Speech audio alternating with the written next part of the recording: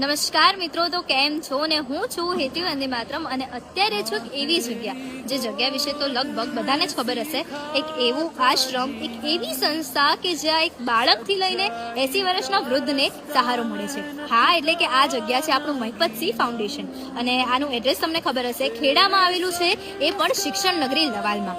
અને આ એક અત્યારે છું અમારા દીકરીઓના સંકુલમાં, એટલે કે શિક્ષણ જ કલ્યાણ સંકુલમાં.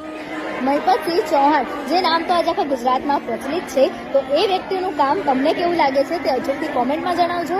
અને આ વ્યક્તિ આટલું દોડે છે તો તમે પણ એમની મદદ અચૂકથી કરજો, કારણ કે આ માત્ર તમારા સહકાર થકી, સોશિયલ મીડિયાથી થકી ચાલે છે. महिपतसिंह चौहान है जनता का विश्वास बन तेरी दुआ.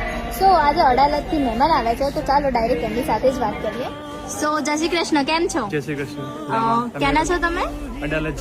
અડાલજના. શાંતિવન ગ્રુપ. શાંતિવન ગ્રુપ. તો તમને એવી પ્રેરણા ક્યાંથી મળી કે મારે આ જગ્યામાં ડોનેશન આપવું છે? આના એકચ્યુઅલી કેવું થયું, આ આયુષ્ય વંદે માતરમ, પછી તમે છો, મતલબ બાપુના બધા વિડીયો મેં ઓનલાઈન જોયા હતા. એમાંથી એવું થયું કે આ બહુ સારી સંસ્થા હતો, એમાં આપણે ડોનેશન આપીએ, જે બી તો ફૂલની પાંખડી પીદાન આપીએ એમ. ઓકે, તો તમારું નામ શું છે? આનંદ રાકેશ. ઓકે, તો તમને કેવી લાગી અમારી જે આ સંસ્થા છે? મને ખરેખર સારી લાગી. મને હમણાં તો જ ખબર પડી, Okay. અમુક જે વસ્તુ જોઈએ મેં રીલે જોઈ. તો આજે મારી સાથે એક એવો ચહેરો છે જેનાથી તો તમે રોજ પરિચિત જ છો, અને એવી જ અમારી સંકુલની દીકરી આયુષી વંદે માતરમ. તો કેમ છે? બહુ મજામાં છીએ અને તમે બધા કેમ છો તે પણ તમે અચૂકથી કોમેન્ટમાં જણાવજો. અને બહુ દિવસ થઈ ગયા તમે આવ્યા નથી, તો આવી જજો ખેડા જિલ્લાના બસર તાલુકાના આપણા શિક્ષણ નગરી રવાલ ગામે.